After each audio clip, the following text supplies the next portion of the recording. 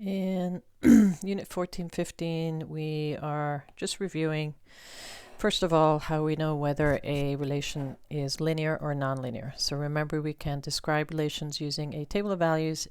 We could plot those points on a graph, or we can write an equation.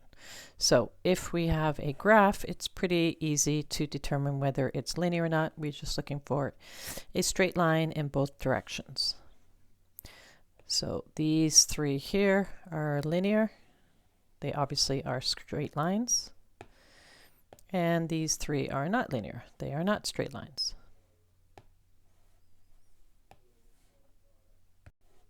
We could also use a table of values to determine whether it is linear or not. What we are looking for is a constant rate of change. It's kind of like when we plot those stairs, do they all look the same? So remember, rate of change is the change in the y value over the change in the x. So all we're looking at is as we increase y, does the x increase by the same amount? So as x goes in this first one, as x goes up by 1, y is not going up by the same amount. So this one is nonlinear because it does not have a constant rate of change.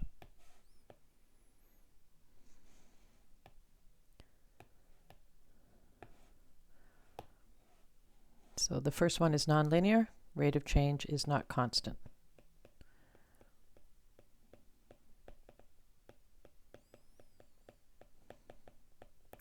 Okay, let's look at the second table. So as we go up by 1 on the x, the y, -4 to -1 is increasing by 3. -1 to 2 is increasing by 3. 2 to 5 is increasing by 3. So this one is linear. It has a constant rate of change.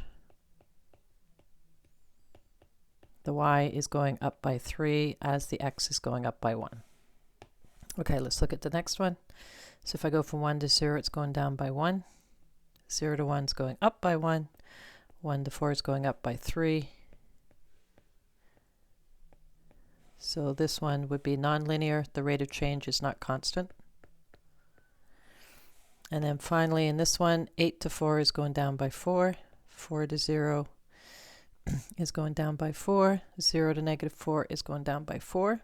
As we go up by 2. So this one is linear.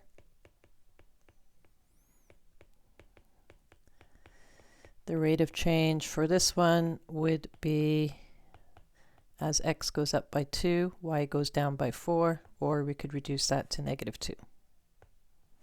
So we should be able to find linear or nonlinear based on a table or a graph.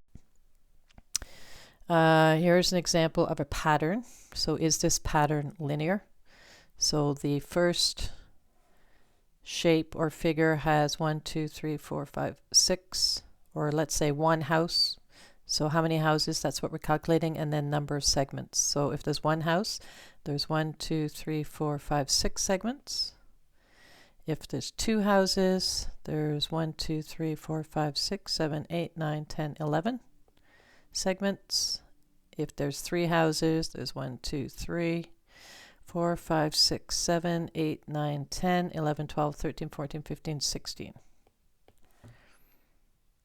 So what I want to see, is there a constant rate of change? So if I go from 6 to 11, increasing by 5. If I go to 11 to 16, increasing by 5.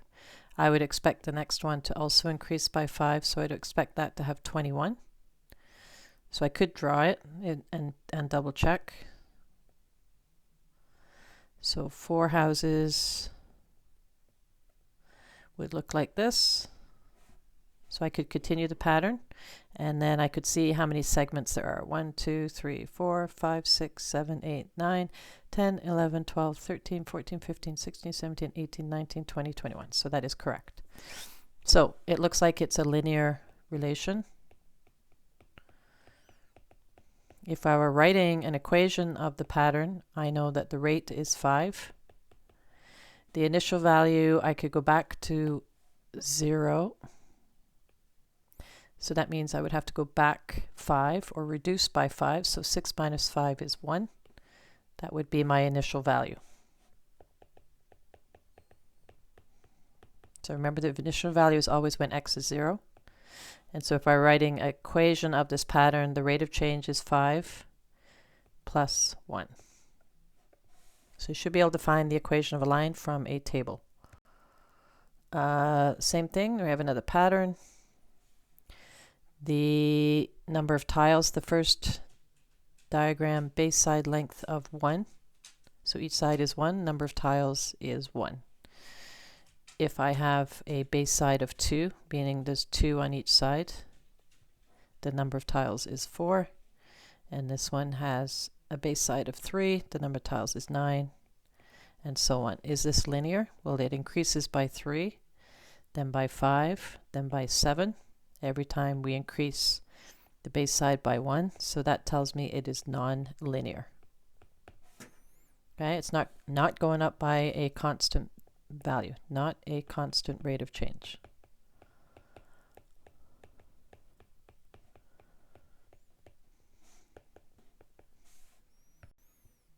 Okay, in the last example, we have a pattern made from toothpicks.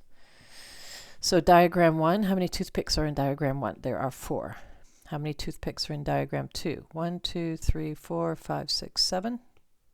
How many are in diagram 3? 1, 2, 3, 4, 5, 6, 7, 8, 9, 10.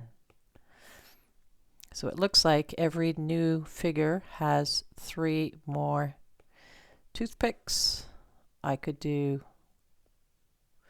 figure 4, or diagram 4 would have 4, 5, 6, 7, 8, 9, 10, 11, 12, 13. So using the first differences show it is linear. Well, the first difference is 3 every time we increase by 1. So finite differences or first differences